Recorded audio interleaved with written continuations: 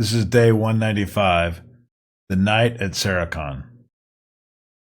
The dust of the Silk Road rose gently with the arrival of the caravan into Serikhan, a modest but well-fortified caravanserai nestled between the Kunlun Mountains and the Taklamakan Desert.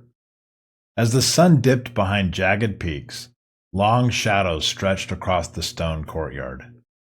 Travelers, merchants, and scholars dismounted with creaking joints and weary eyes, their camels groaning with relief. Fires were lit, bread was baked, and as darkness enveloped the ancient refuge, the world condensed into the glow of shared warmth and quiet conversation. That evening, the stars above Serikhan bore witness to something rare, a gathering not defined by rank, origin, or creed, but by a shared moment in time.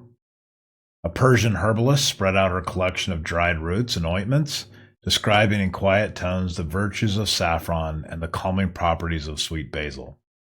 A Han Dynasty engineer, fascinated, sketched the root shapes with a stick in the dust, sharing in return his knowledge of intricate gears used in early seismographs. A Roman trader, golden stubble on his chin and a weathered face from years at sea and land, unfolded a cloth map, crudely drawn yet mesmerizing, illustrating a world that felt impossibly vast.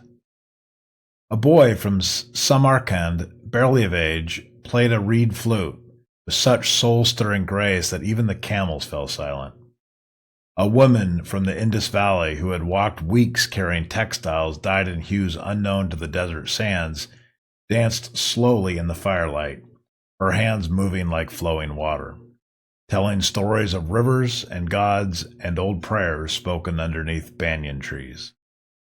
They laughed in many languages, their words braided by gestures, song, and open hearts. They shared almonds, dates, poured water from clay jugs, and spoke of philosophies, of emperors, and failings and fallings, of stars, of strange customs, and familiar hopes. And then as the sun rose and the sky paled into soft blue, they departed. North, south, east, west, never again would they meet. They would forget each other's names, perhaps, or only remember a laugh, a tune, a drawing in the dust. Yet each would carry something away, an idea, perhaps a word, a glimpse into another soul's world. For that one night, Serikhan had become something more than a shelter. It was a crucible of culture, where knowledge and humanity fused briefly in the vastness of time. I wrote this because I was thinking about how cultural centers form and why. What makes a place like Serikhan more than a stopover?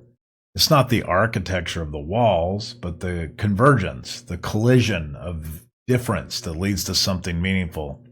Trade routes were more than economic arteries. They were the lifelines of the human story. They brought us into contact with the unfamiliar, forcing us to reconcile with other ways of seeing the world. Today, we do not ride camels between our empires. Our trade is global, digital, and nearly instant. Yet for all of our connectivity, we lack those quiet, firelit moments of sincere exchange. We know more of each other, but sometimes understand each other less. So it leads me to wonder, what is our current caravanserai? Is it a social media platform, a virtual gathering place, or perhaps something we haven't yet recognized? And deeper still, do we even need one? Not just to exchange goods or posts or fleeting likes, but to share culture and wisdom in the slow, intentional way our ancestors once did under the stars of the Silk Road.